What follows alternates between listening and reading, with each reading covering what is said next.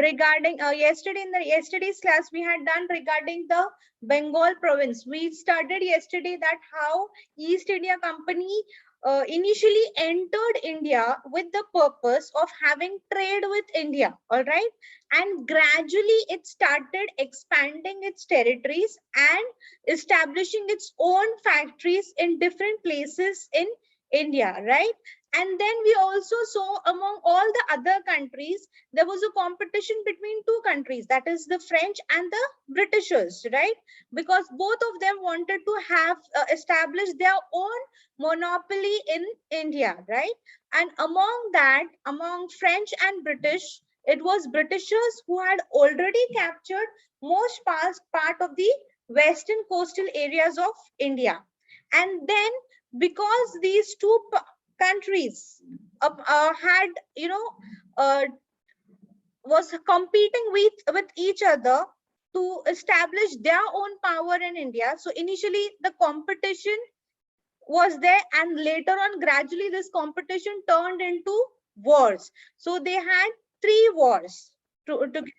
That is why it was called as Carnatic Wars. And among French and Britishers, there were other countries also who initially had their control, or who initially wanted to have their control also in India. Which was those two countries? Portuguese and Ma'am, the Dutch. Dutch. Okay, but then both these two countries, they were edged out from this competition. So now there are only two powers in India who had established, two countries who are powerful in India who had established their power and settled their factories in India. So yesterday we completed till Carnatic Wars. Now let's see what happens after that. The outcome of the 3 Carnatic Wars saw the British establish their political influence over the Carnatic. The Third Carnatic War shattered French dreams of building an Indian empire. Okay, so now this competition, which was initially the competition was there, the competition was turned into wars. But after the war, what had happened? Who won the war? It was the Britishers. Britishers. The French who had the dream to, establish or build up their own empire in India. Okay, to control India, the trade and all purpose of India, that all had shattered down because Britishers won that war. Okay, now afraid of all European rivals. Now, if you will see, the Britishers were able to they were able to remove the French, they were able to remove the Portuguese, they were able to remove the Dutches. So all the European rivalries were removed by these Britishers. And now it was just the East India Company, whole and soul, ruling the entire India. All right. The East India Company, with the help of army and its vast resources, India now set out to conquer India. Okay. Till now, they had set up their factories in few places overall India. But now, since they were the only one who were in power, so now they had the dream to conquer the entire India. Now let's see what happens in Bengal. Rise of British power in Bengal. How did the Britishers rose to power in Bengal? Bengal in the 18th century was the richest and the most fertile province in India, known as the paradise of the earth. Please underline.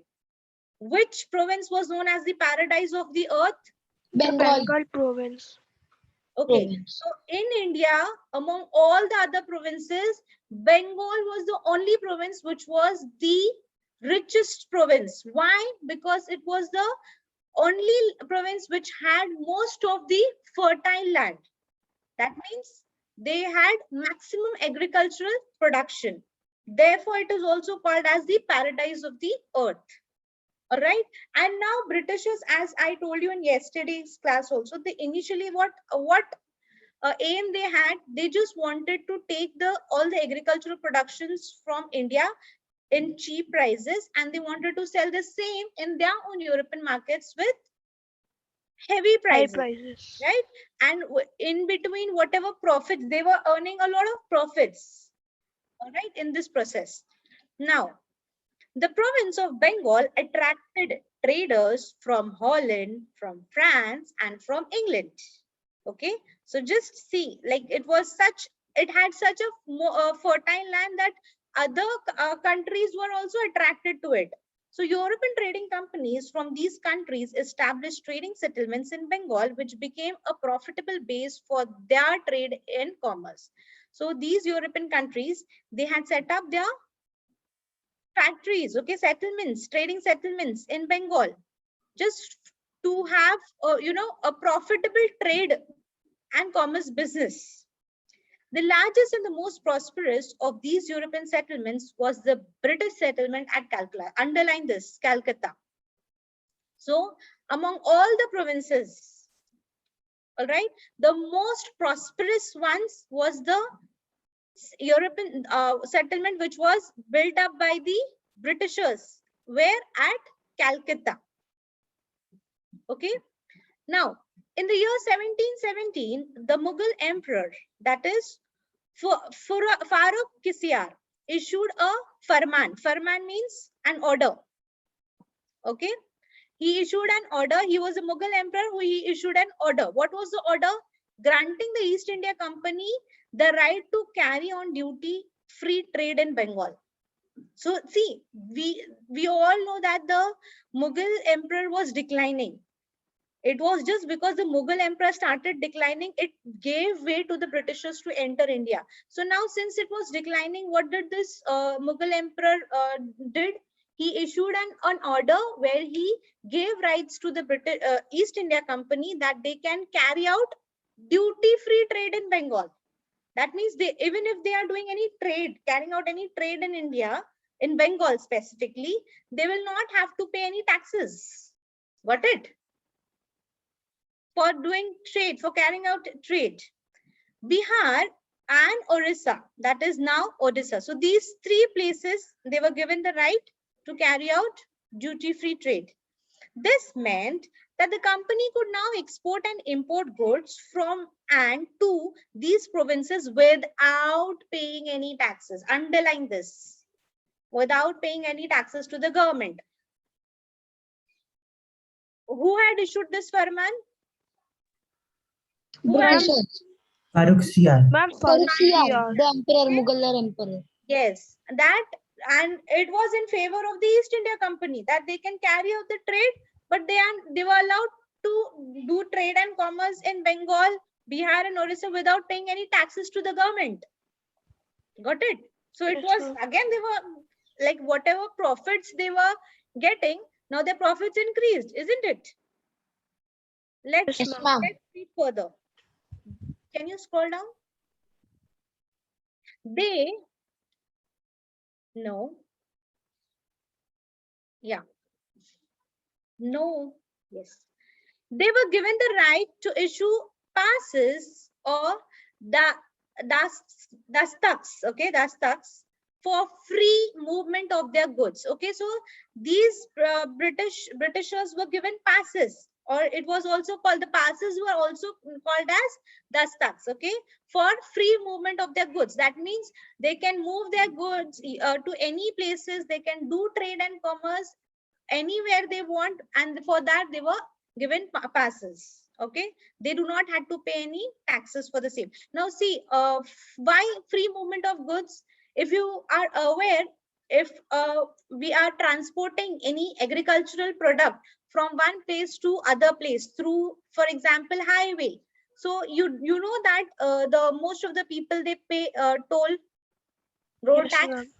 Yes, that means to enter from one province to other province, they had to pay the tax. But then these people were issued passes. They were given that free advantage to move from one place to other. The employees of the company were permitted to carry on private trade, but they were not entitled to companies' privilege of duty-free trade. Okay, so that means if the employees in the East India Company, if the employees wanted to carry out their private trade also, they were allowed to do that.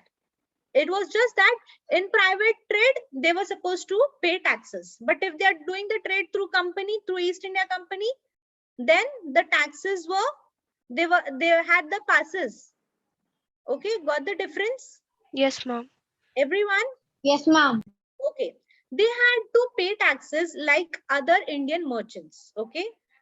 So if at all they are doing any private trade, they had to pay taxes like other Indian merchants. So don't you think this was inequality with the other Indian merchants? These Britishers who set up their company in Bengal, they were given the right to do free trade, but the Indian merchants were supposed to pay taxes. Was that equal? No, ma'am. No. No, isn't it? And this is also one of the most important reasons why the Indian industries declined at that time, and it gave the European industries flourished. It paved way to the European industries, European markets. Got it? The company made enormous profits. Which company we are talking about over here? English East India Company. Very good. English East India Company. Okay, so the English East India Company made enormous profits. In course of time, the company began to interfere in the local politics of Indian rulers. By supporting one ruler against another, they made territorial, monetary, and political gains. Their interference soon turned out into active involvement, and they established foundations of British rule in Bengal by the middle of 18th century. Okay, so see, now initially, as I told you, they had an intention to carry out trade, but once they had set up their factories, and once the company was set up in different provinces, now what they started doing?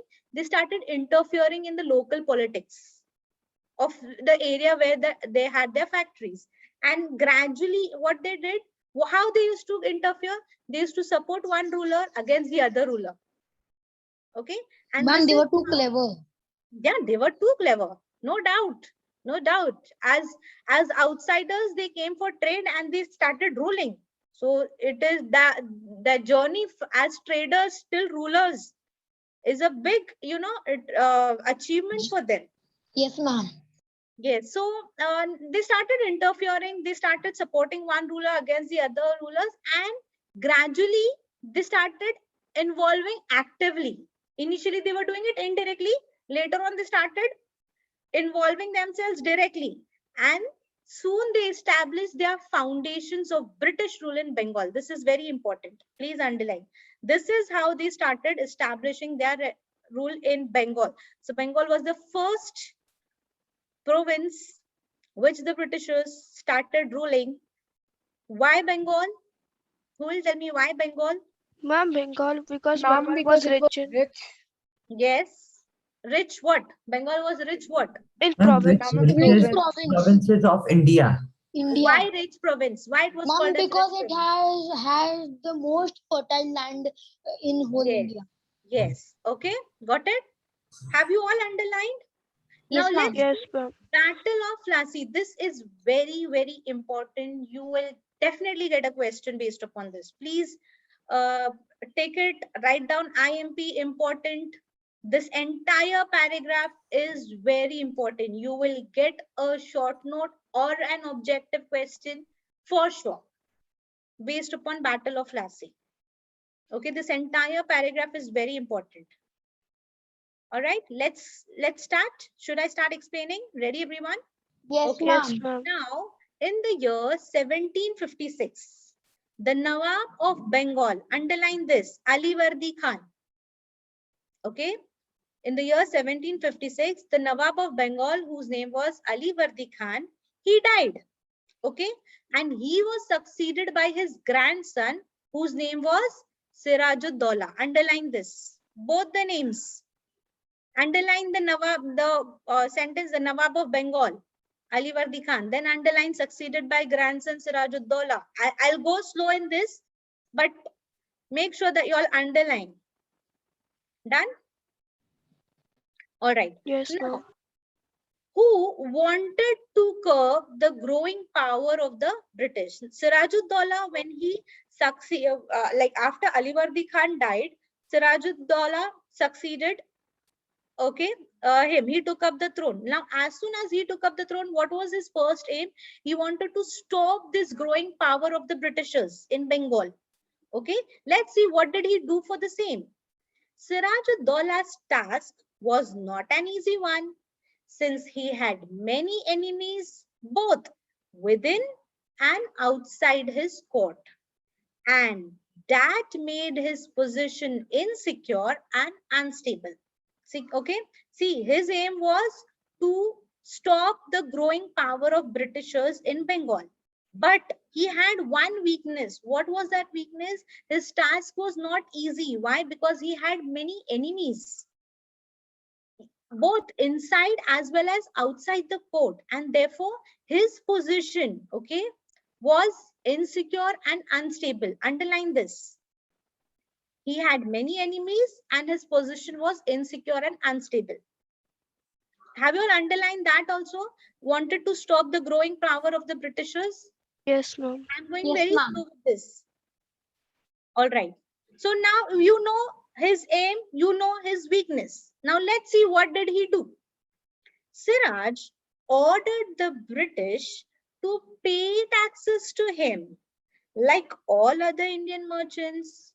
The Britishers refused to do so. This angered the young Nawab. Understood? What did he do? Yes, ma'am. The taxes which was, given duty free to these Britishers by the Mughal Emperor Farrukhsiyar. Now, what did he do? He ordered them to pay taxes, which the Britishers denied. They said they refused to pay the taxes, and it angered Siraj-ud-Daula. So now let's see. Understood the conflict? Yes, ma'am. Okay. We understood what was his aim. We understood what was his weakness, and now we understood the conflict. The conflict was he wanted them to pay taxes, and on the other side they refused to pay taxes. So there was a deadlock situation. All right, now let's see what happens in this deadlock situation.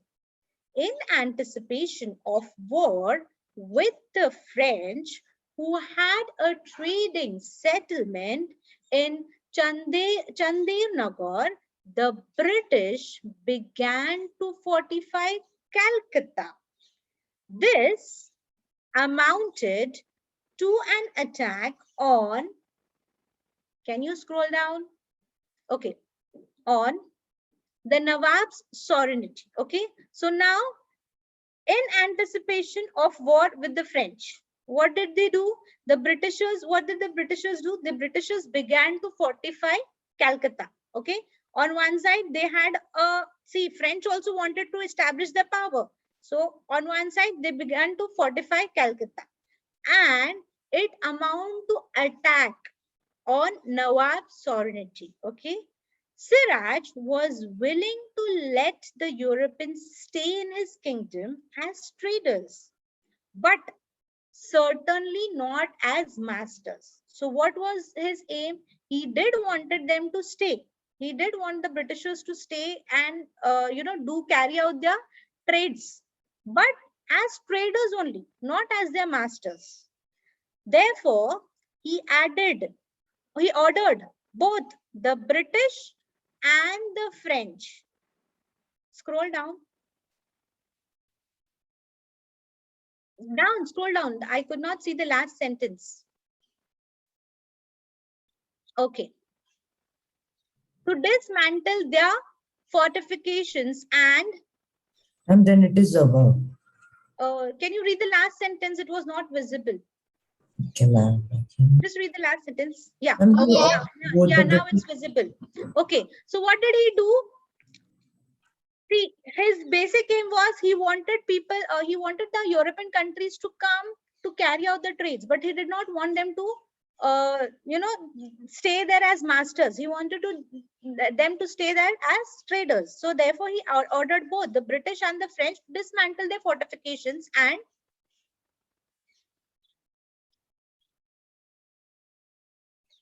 not fight their private wars on his territory.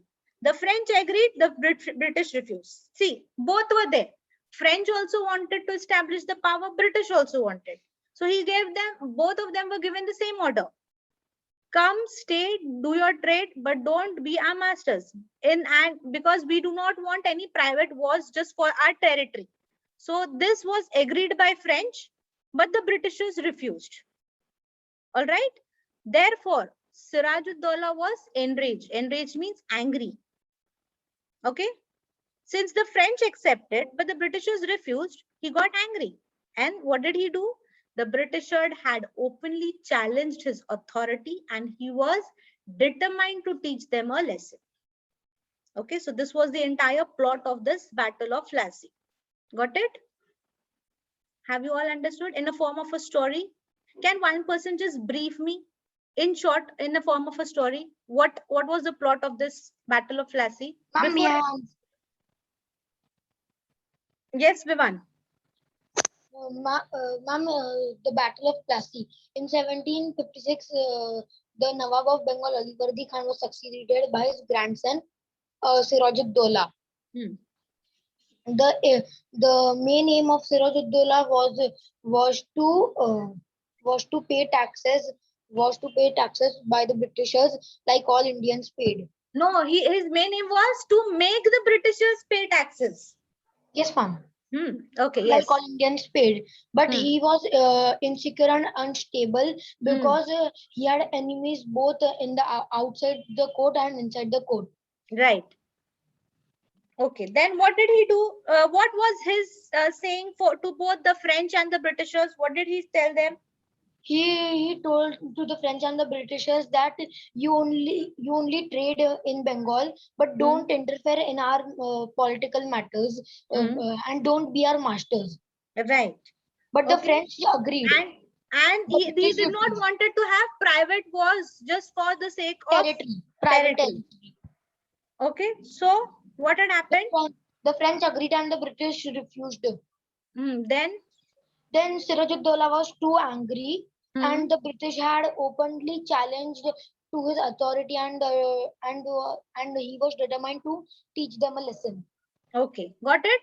So this was the start of the conflict. Now let's see capture of Calcutta.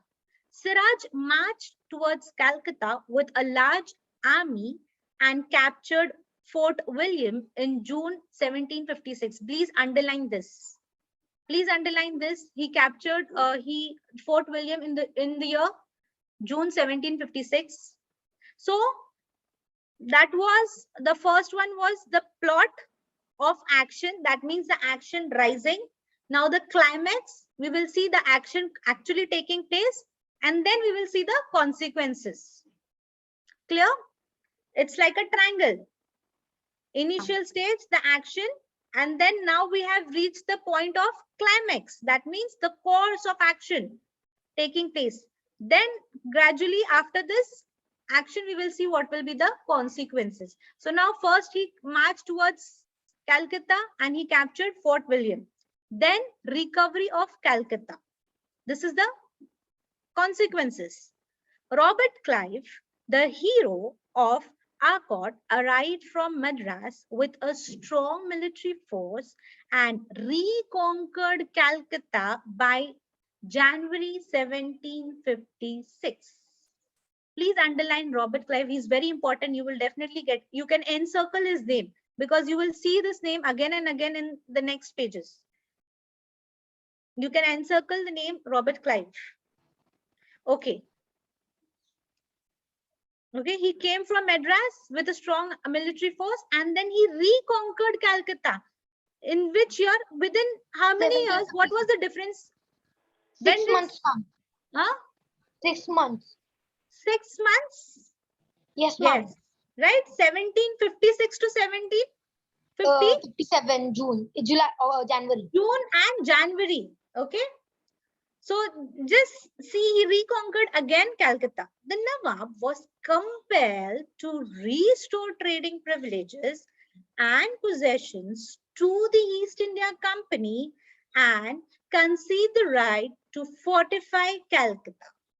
Siraj-ud-Dawla had given in to all the demands of the British company. The British, however, were not satisfied. They had greater ambitions.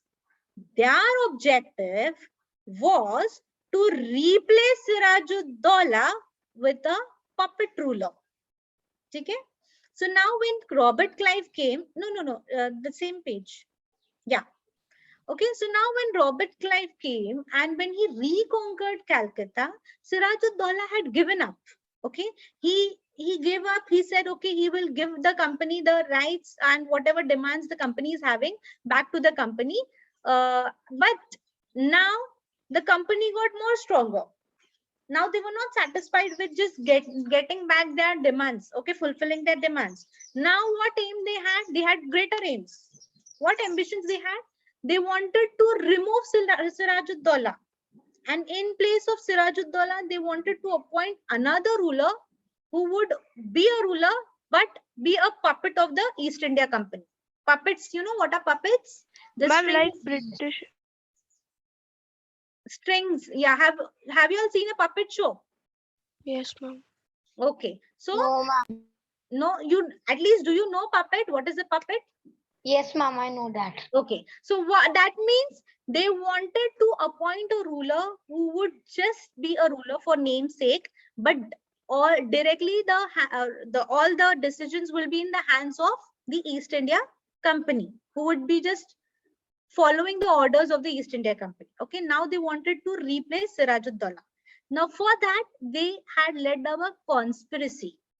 Okay, to remove Sirajud-Daulah and to replace him with another ruler. Let's see what happens. Is it interesting? Yes, ma'am. Ma'am, the other ruler was Mir Jafar. Yes, Mir Jafar. Okay. Now, Ma'am, is it sorry to interesting? disturb, Have you but understood till here, children? Yes, ma'am. yes, ma'am. It's interesting. See, the action is growing one by Yes, one ma'am. after the other, as if it, Ma'am, it's just movie is going on. ma'am, it's just like a script of a movie, like how Yes, it's just like from movie script. Oui, ma'am. Yes, Priyanshu. No, you are not raising hand. Okay. No, ma'am, I was just doing like it was rising action. Now it is at the peak and then psha. Yes, yes. So it is very interesting. It is very like as if we are in a movie. We are reading a movie script. So now let's see. Excited to know ma'am, actually what class is over. conspiracies. Is it? Ma'am, it's But the next 12:35. class is ours only. Okay. Literature. Now I'll do one thing in the next class. I'll continue with Ma'am, this. it's an interval, 5 minutes Yeah. interval. Okay. I'll give you all 5 minutes break, Yes, ma'am. and then we'll continue with the conspiracies. Okay. Let's Okay, stop ma'am. here.